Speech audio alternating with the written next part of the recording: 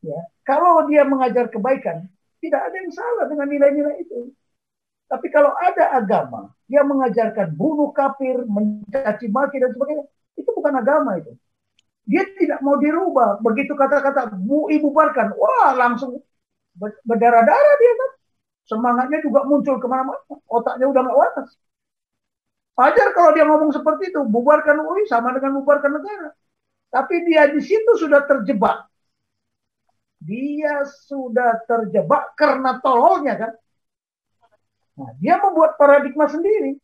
MUI dibubarkan sama dengan membubarkan negara. Negara juga harus dibubarkan. Itu kan paradigma dia. Paradigma dasnya dia. Dasnya Anwar Abbas itu. Paradigma sesungguhnya bukan seperti itu. Anda makar. Anda melanggar konstitusi. Nah, dia membiarkan. Dia pasti tahu. Bohong kalau dia tidak tahu. Teroris bersemayam di sana. Demi Allah saya bersumpah bahwa saya akan setia kepada Negara Kesatuan Republik Indonesia yang berdasarkan Pancasila dan Undang-Undang Dasar Negara Republik Indonesia tahun 1945. Gas, gas, gas, pol. Bagaimana kita memanage anti dan counter terrorism? Strategi anti dan counter terrorism, penanggulangan, ya, anti dan counter terrorism. Jadi sekarang bagaimana? Semua anak bangsa tidak setuju dengan mereka. Mereka gembar-gemborkan khilafah, tapi caranya teror. Itu teroris sebenarnya. Nah, kita lihat aja, ya. Nah, strategi penanggulangannya tidak bisa hanya kita, nggak boleh. Karena apa? Makanya tadi kita harus membangun kekuatan. Bagaimana kekuatan TNI, Polri, gabungan, paduan. Gabungan, kalau dibilang di TNI itu gabungan, paduan, artinya apa? Gabungan itu melibatkan ketiga angkatan. Darat, laut, dan udara, ya, paduan dengan Polri dan rakyat. Karena ini udah perang, udah semesta. Mereka ada di ideologi, mereka ada di politik, mereka ada di ekonomi, mereka juga ada di sosial budaya. Ya, kalau di pertahanan mereka mungkin ada, tapi tidak. Ya udah terpapar juga kok. Di keamanan juga udah terpapar sebenarnya. Di aparat keamanan pertahanan. Jadi peran kita ini udah perang semesta. Nah, caranya tidak ada jalan lain. Bagaimana strategi penanggulangan, ya, penanggulangan teroris, separatis. Separatis itu bukan hanya separatis wilayah, tapi separatis ideologi. Mohon maaf ini namanya separatis ideologi. Tapi cobalah kita kumandangkan itu. Bayangkanlah perang dengan spanduk. Saya beritahu aja ya, ketika saya danmen di Jakarta dulu, ketika saya komandan resimen di Jakarta, saya mempunyai tanggung jawab wewenang mulai dari gedung MPR sampai ke arah utara sana. Saya dulu perang spanduk kok. Damai itu indah, damai itu bahagia, damai itu sejahtera. Ciptaan siapa? Ciptaan saya. Saya bilang sama Panglima, tidak perlu satu butir panas meletus di Jakarta ini. Cukup dengan perang spanduk. Perang informasi. Nah, terus Panglimanya waktu itu Pak Didik Waluyo. Saya bikin 14 statement, tapi beliau bilang udah 3 aja, Bing. 3. Ya, cuman muncul lagi, damai itu indah kalau Pak Harto diadili. Ya itu namanya perang. Sama dengan ini. Kita perang lah. Kalau bisa si Anwar Abbas itu tidur, hebat dia. Berarti memang dia setan, gitu aja kalau bisa tidur. Perang aja terus informasi. Nah, Anda tidak melanggar HAM. Jadi bagaimana cara? Itu strategi. Tadi Pak Suri Suwanto juga bagaimana menata. Itu memang perlu distrukturkan. Secara struktur, di level suprastruktur itu di level strategi. Edit para penyelenggara negara, para penyelenggara pemerintah. Menko Info ada di mana? Halo, Menteri Pendidikan ada di mana? Menteri Kebencanaan, bukan kebencanaan lah, BNPB ada di mana? Karena ini nanti akan berakibat bencana. Bencana yang disebabkan oleh manusia. Banyak nanti korban. Itu terus ada di mana? Menteri Kesehatan ada di mana? Menteri Kesehatan ada di mana? Menteri Kehutanan ada di mana? Jangan-jangan terorisme di hutan. Menteri Kehutanan juga nggak tahu. Lalu itu apa ada menteri-menteri itu? Nah itu tadi saya bilang, di penjelasan yang lalu kan sudah saya komentari. Indonesia nggak punya strategi. Tidak punya strategi. Nah, tadi sudah kita tahu sasarannya apa, targetnya apa. Bagaimana anak bangsa ini meyakini bahwa Pancasila, nilai-nilai Pancasila yang terkandung di dalam kelima sila Pancasila itu merupakan suatu keyakinan dan kebenaran. Ya, sistem belief. Nah, itulah doktrin di dalam proses pengambilan keputusan. Sementara mereka menggunakan kitab suci dalam proses pengambilan keputusan. Lah tadi yang dibicarakan di Jember itu apa? Bukan pengambilan keputusan, tunggu komando. Itu keputusan. Persoalannya adalah begini. Apakah keputusan yang diambil oleh mereka sudah dianalisa? Resiko yang akan dihadapi, konsekuensi yang harus dipenuhi. Yang harus dipenuhi. Biarkan aja dulu kalau nggak percaya. Nanti udah pada korban mereka sendiri yang akan merasakan bagaimana konsekuensi yang harus mereka penuhi. Mereka ini, ya tadi itu seperti Anwar Abbas, itu sudah makar. Nah sekarang tinggal cari, mana pakar hukum kita? Coba, makanya gunakan pengetahuan. Mana pasal-pasal kemakaran yang diapakan nama dia. Nah saya mau beritahu ya. Nah setelah kita tahu sasaran target yang paling besar, kemudian yang kedua, cara bertindak tadi. Cara bertindak. Yang ketiga, sarana kekuatan kita apa? Apa sarana kekuatan kita? Siapa? Nah, siapa? Mungkin di situ ada sumber daya manusia. Ada sumber dana. Dan prasarananya apa? Kalau tadi bilang bagaimana kita menggunakan media, betul. The power of media. The power of Pancasila. Ya, the power of ideologi. Ya, the power of act. Apa kekuatan kita? Kalau kita nggak bisa, ya nggak bisa. Nah sekarang harus ada yang berjuang memang di akar rumput. Saya setuju. Itu di level bawah. Tapi kalau nggak ada yang bermain di level atas, pemerintahnya tadi yang dibilang Pak Paul tadi, kalau nggak punya titik, terus gimana? Oh kalau saya mah udah saya habisin. Saya habisin dulu demo-demo di Jakarta. Berhenti. Siapa yang bikin berhenti? Nggak ada yang tahu. Loh saya bilang, kalau mobil tentara dijungkir balikan, itu bukan pelanggaran HAM. Saya bilang, hak asasi manusia, tapi jangan lupa, hak asasi militer juga. Ya, kalau militer mati, militer dipersekusi, wah, it is right. Tapi kalau kalian mati, langsung bilang human right. Apa-apa. Jadi saya datangi dulu yang namanya Dr. Hekristuti Nomo itu, yang cerita HAM segala macam.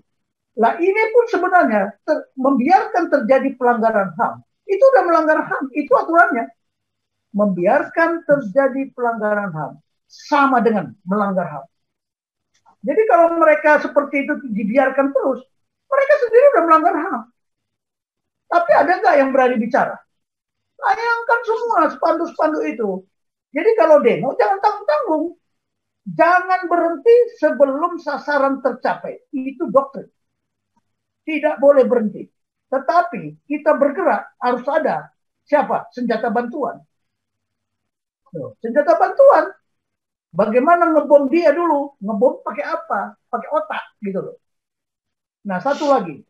Ya, change itu perubahan itu itu berdampak apa? Orang yang berubah itu dia tidak mau. Dia tidak mau dirubah. Begitu kata-kata MUI bubarkan, wah langsung berdarah-darah dia kan. Semangatnya juga muncul kemana-mana. Otaknya udah nggak waras.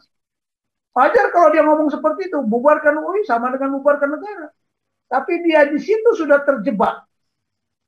Dia sudah terjebak karena tololnya kan. Karena tololnya. Karena tidak tahu strategi. Dia kira dia kuat. Tunggu dulu. Kekuatannya di mana? Kekuatan di otaknya, atau kekuatan di hukum, atau di kekuatan anggota-anggotanya. Ya udah pasti dong, mereka nggak mau karena kenyamanannya, enak-enak tidur dibangunkan, enak-enak tidur diusir dari tempat tidurnya yang nyaman itu, yang empuk itu sudah natural ya, alami itu, alami. Dan ini kalau terjadi pergeseran paradigma, tadi kan saya bilang, pergeseran paradigma. Kita ingin membubarkan MUI. Itu pergeseran paradigma nggak? Bergeser. Nah, dia membuat paradigma sendiri. MUI dibubarkan sama dengan membubarkan negara. Negara juga harus dibubarkan. Itu kan paradigma dia. Paradigma ndasnya dia. Ndasnya Anwar Abbas itu. Paradigma sesungguhnya bukan seperti itu. Anda makar. Anda melanggar konstitusi. Nah, dia membiarkan. Dia pasti tahu. Bohong kalau dia tidak tahu. Teroris bersemayam di sana. Tidak mungkin. Dia tidak tahu. Dia tahu. Ini skenario besar, bukan skenario kecil. Dari awal sudah saya sampaikan. Karena dia punya strategi juga. Strateginya apa? Sasaran Negara Kesatuan Republik Indonesia bersyariah. Itu sasaran mereka. Cara yang dia tempuh bermacam-macam. Lewat dakwah, lewat ini. Terserah mereka. Tapi kita harus jeli. Bagaimana dengan pengetahuan? Ya rakyat itu, oh ini nggak benar. Makanya harus ada standar patokan. Standar patokannya apa? Negara ini tidak negara agama. Negara yang berketuhanan. Kita sampaikan. Ya, bahkan saya berkuar-kuarkan Tuhan yang saya sembah, Tuhan yang saya yakini, saya imani tidak pernah menciptakan agama. Tidak pernah menciptakan agama. Jadi yang begini-begini kita sampaikan. Tetapi kita kan sudah masuk ke killing ground mereka. Supaya kita diadu-adu. Kenapa? Dari awal dulu nggak pernah kita pernah berkoar-koar seperti ini. Jadi memang iya harus ditata. Tapi saya kan katakan ini baru strategi besar ya makro. Ini tidak rahasia. Tetapi yang kecil-kecil kita harus rahasia. Terutama yang mana? Yang di level taktik. Di level taktik itu harus rahasia.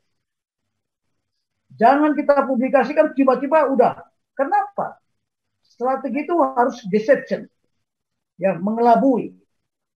Mendadak. Surprise. Surprise. Bagaimana kita bikin surprise? That's strategi.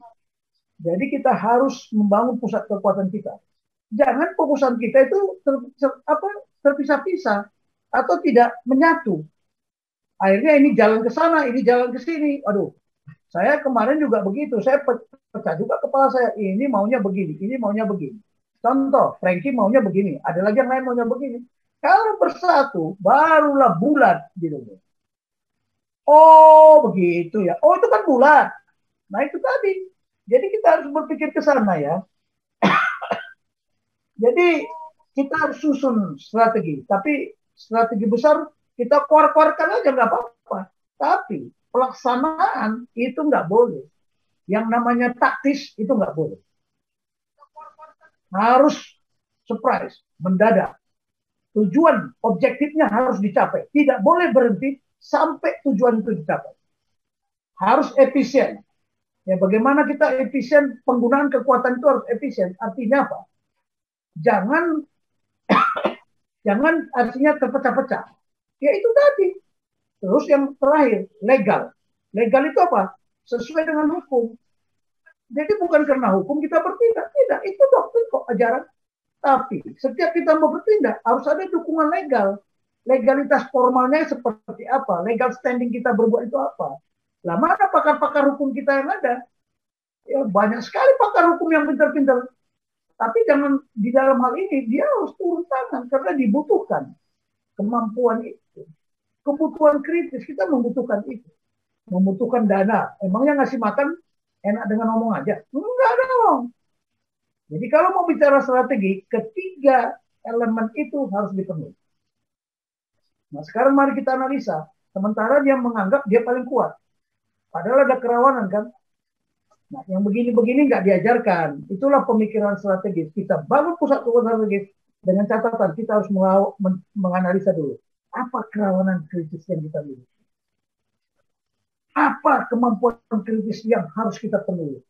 Yang harus kita punyai. Dan apa kebutuhan kritis agar kemampuan kritis yang tadi terpenuhi untuk menghadapi kerawanan kritis. That's strategi. Terima kasih. Anda telah menyimak video ini sampai selesai.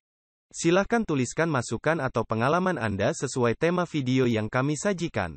Kami berharap masukan Anda bisa memberi edukasi sebagai bahan pertimbangan untuk membangun pola pikir positif. Kepedulian Anda sangat bermanfaat membangun generasi dalam menyikapi narasi atau sumber berita. Terima kasih. Dan salam damai untuk Indonesia bersama Reaksi Nusantara.